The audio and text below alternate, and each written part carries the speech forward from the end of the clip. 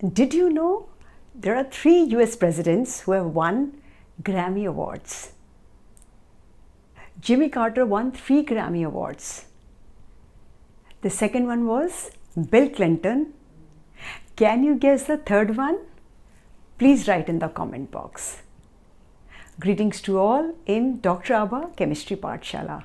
I am back with another topic of Unit 12 of NCERT. Today I'll be starting with the electromagnetic effect. Electromagnetic effect is a temporary effect. Temporary as in it will only take place when there will be an attacking reagent, right? So it takes place with carbon-carbon double bond or carbon and with any heterospecies like oxygen, nitrogen, multiple bonds, right? So what happens is when we take the carbon-carbon double bond, what happens is the attacking reagent is an electrophile. Attacking reagent is the electrophile, and wherever the pi bond का electron is transferred, the same carbon gets the electrophile. Electrophile भी उसी carbon के पास आता है जिसको double bond का electron pi electron मिलता है, तो इसको आप कहते हो plus E effect. Minus E effect में क्या होता है कि the carbon which gets the pi bond का electron, the carbon that gets the pi bond का electron, that carbon does not get the attacking reagent. इस केस में attacking reagent क्या होता है? Nucleophile, right? सो यूजली आपको पता है न्यूक्लियोफिलिक एडिशन कहाँ पे होता है? कार्बोनिल्स में होता है. इलेक्ट्रोफिलिक एडिशन कहाँ होता है? Carbon carbon double bond, carbon carbon triple bond. So ये उन्हीं के एडिशन रिएक्शंस की एक बेसिक मैकेनिज्म है जो इलेक्ट्रोमैग्नेटिक इफेक्ट है, राइट? इलेक्ट्रोमैग्नेटिक इफेक्ट का जो एक्चुअल एप्लीकेशन है वो carbon carbon multiple bonds, carbon and heterospecies oxygen nitriles में, नाइट्रोजन के मल्टीपल बॉन्ड्स में देखा. For a better explanation let's move straight over to the screen. आप इसमें एक चीज़ ध्यान रखिएगा, इलेक्ट्रोमैग्नेटिक इफेक्ट में हमेशा मल्टीपल बॉन्ड होते हैं, मल्टीपल बॉन्ड्स होंगे, ठीक है? ओके. और दूसरा जो होता है ये एक टेम्पररी इफेक्ट होता है.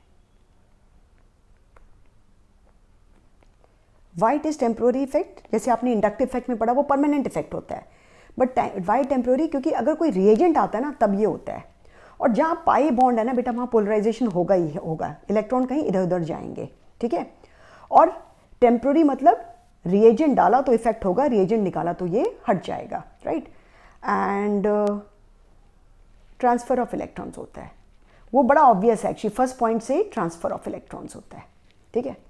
Okay. So the moment it's a temporary effect only when reagent is added, ठीक है?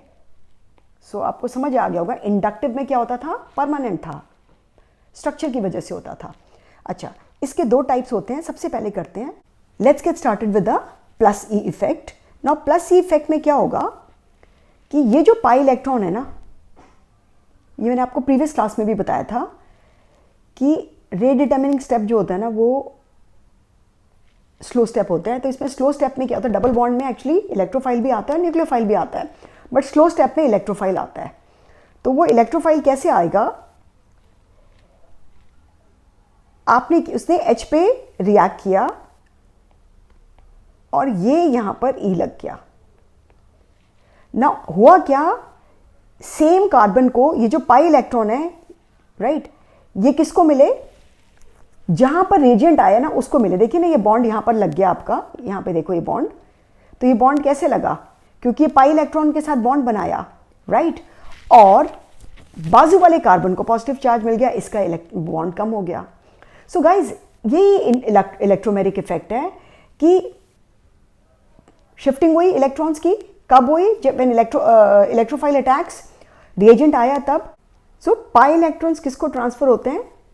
डबल बॉन्ड के एटम को विच गेट्स द रिएजेंट. तो आप यहाँ पे बड़ा क्लियर है, एक बार फिर से आप देखो, ये वाला जो पाई बॉन्ड है गाइज, ऊपर देखिए रेड कलर से, ये वाला जो पाई बॉन्ड है ये किसको ट्रांसफर हुआ? ये इलेक्ट्रोफाइल को ट्रांसफर हुआ. So where the attacking reagent is attached, that only gets the, मतलब उसको आप ये समझो इस कार्बन को पाई इलेक्ट्रॉन भी मिला और अटैकिंग रिएजेंट भी मिला, दोनों चीजें मिली, इसे आप कहते हो plus E. On the flip side minus E में क्या होगा? एनसीईआरटी में, मेरी एनसीईआरटी में इसमें एरर है बेटा, मैंने ध्यान नहीं, अभी मेरे को लेटेस्ट में चेक किया है, मैंने नहीं चेक किया है, बट मेरी एनसीईआरटी में एरर है इस वाले -e में। इसमें क्या हो रहा है, ये इसको मिल गया राइट, इसको ऑक्सीजन पोलराइजेशन, इस ऑक्सीजन को पाई इलेक्ट्रॉन मिल गया, लेकिन जैसे इसको पाई इलेक्ट्रॉन मिला, इसको नेगेटिव मिलेगा, इसको पॉजिटिव मिलेगा, और ये जो आएगा ये इस पे आ जाएगा राइट, पॉजिटिव पे। तो यहां पे सीन थोड़ा सा डिफरेंट है। सीन क्या डिफरेंट है गाइस, ध्यान से देखिए, पहले मैं नेक्स्ट डायग्राम बना लूं, फिर आपको सीन थोड़ा सा बेटर लगेगा। एक तो सिग्मा बॉन्ड बना रहेगा, लेकिन एक CN का बॉन्ड बन जाएगा, ये माइनस। तो गाइस पहले देख लो पाई किसको मिला, ये देखिए यहीं पे ट्रांसफर हो गए ऑक्सीजन के पास, पाई इलेक्ट्रॉन ऑक्सीजन के पास ट्रांसफर हो गए, whereas attacking reagent C के पास आया है, ठीक है। So C gets attacking reagent, O gets pi electron. So यहां डिफरेंट पे होता है, वेयर एज अगर आप +E में देखो तो C को ही दोनों चीजें मिली, कार्बन को दोनों चीजें मिली, यहां पर ऐसा नहीं हो रहा है right. Once again as a recap, +E में आपको अटैक जो होता है वो इलेक्ट्रोफाइल का होता है, -E में अटैक जो होता है वो न्यूक्लियोफाइल का होता है राइट।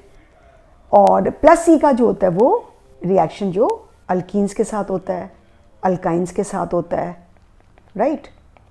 और इसमें आप देखिएगा यूजुअली कार्बोनिल्स के साथ होता है, -E में कार्बोनिल्स के साथ रिएक्शन होती है, ठीक है। टेम्प्रोरी इफेक्ट है, जैसे जैसे रिएजेंट रहेगा तभी तक ये रहेगा। So that was all about electromagnetic effect. बहुत ही सिंपल सा इफेक्ट है, और इसके जो एप्लीकेशंस है वो भी बहुत लिमिटेड है, और आपको पता चल गया होगा कि ये एक परमानेंट इफेक्ट नहीं है, ये इंडक्टिव इफेक्ट की तरह एक परमानेंट इफेक्ट नहीं है, ये सिर्फ तभी होगा जब अटैकिंग रिएजेंट होगा। वेरएज इंडक्टिव इफेक्ट एक परमानेंट इफेक्ट था, और वो एक स्ट्रक्चर की वजह से होता था राइट। सो अगर सोचिए, अगर इंडक्टिव इफेक्ट और इलेक्ट्रोमैग्नेटिक इफेक्ट दोनों काम कर रहे हैं तो कौन डोमिनेट करेगा? कोशिश करिए और कमेंट बॉक्स में लिखिए। So we meet in the next class with a very interesting topic of resonance. Till that, take care, God bless, stay blessed.